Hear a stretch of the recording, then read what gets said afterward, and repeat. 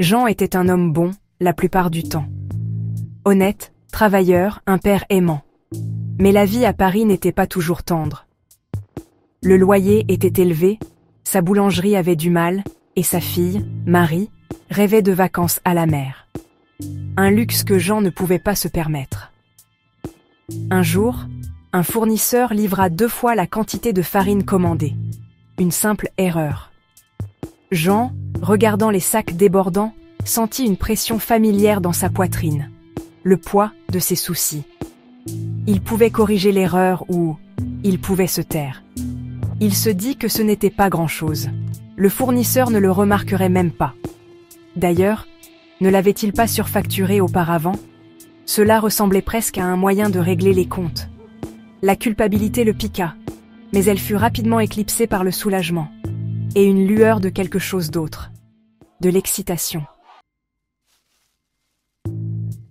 La farine supplémentaire dura des semaines, allégeant la pression sur les finances de Jean. Il se dit que ce n'était qu'une fois, mais le frisson de cette petite tromperie persistait.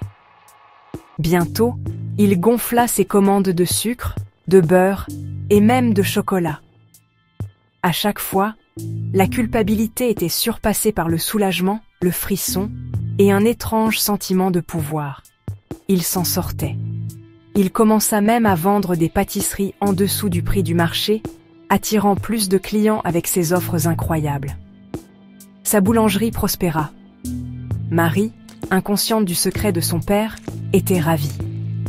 Il pouvait enfin se permettre ses vacances à la mer.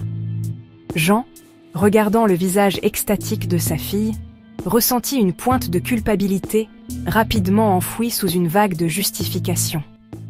Il le faisait pour elle, n'est-ce pas? Un après-midi, un homme en costume élégant entra dans la boulangerie. Un auditeur, venu examiner les comptes. Le sang de Jean se glaça. Il essaya de paraître calme, offrant à l'homme un croissant et un sourire charmant. Mais ses mains tremblaient en allant chercher le grand livre. L'auditeur, un homme méticuleux, passa des heures à étudier les chiffres. Jean, le cœur battant à tout rompre, observait chacun de ses mouvements. Il imaginait le visage de Marie, la déception, la honte.